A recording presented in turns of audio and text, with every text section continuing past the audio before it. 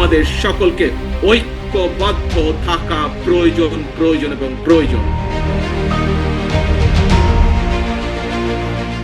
London থেকে পল্টনের জনসমুদ্রে যোগ দিয়ে ঐক্যের বার্তা দিলেন বিএনপির ভারপ্রাপ্ত চেয়ারম্যান তারেক রহমান। হাজার হাজার কর্মী সমর্থকদের উদ্দেশ্যে তিনি বললেন, বিভিন্ন ইস্যুতে দলগুলোর মধ্যে মতভেদ থাকতেই পারে, কিন্তু জাতীয় স্বার্থে সবাইকে এক থাকতে হবে।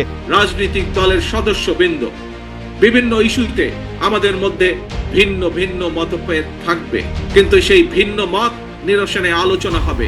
তবে জাতীয় ইস্যুতে গণতন্ত্রের পক্ষের রাজনৈতিক দলগুলোর মধ্যে যাতে মুখ দেখাদেখি বন্ধ না হয়, সেই লক্ষ্যে জাতীয় স্বার্থে আমাদের সকলকে ঐক্যবদ্ধ থাকা প্রয়োজন এবং প্রয়োজন।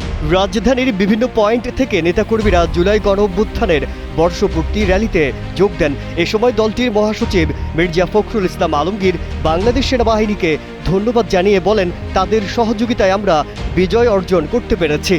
নির্বাচনের তারিখ ঘোষণা হবে খুব শিগগিরই। আমাদের নতুন জুলাই ঘোষণাপত্র হয়েছে। সংস্কার আমাদের চেয়ারম্যান তারেক রহমান সাহেবের যে দৃষ্টিভঙ্গি 31 দফার বাস্তবায়িত হতে চলেছে সংস্কারের মধ্যে দিয়ে।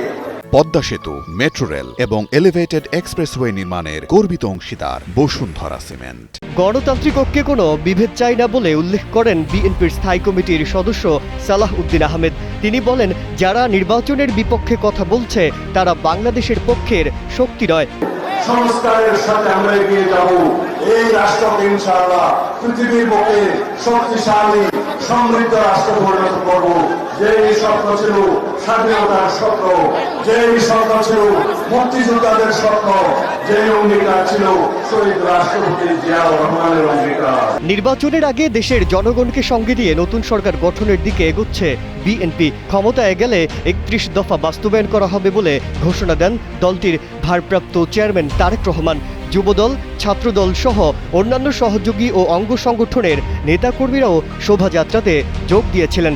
মাথায় নানা রঙের ক্যাপ, হাতে জাতীয় পতাকা ও দলীয় পতাকা যেন দিচ্ছিল অভিন্ন বার্তা, আর তা হচ্ছে নির্বাচনের মাধ্যমে গণতন্ত্রে প্রত্যাবর্তন। মাজহারুল আলম, কালের কণ্ঠ।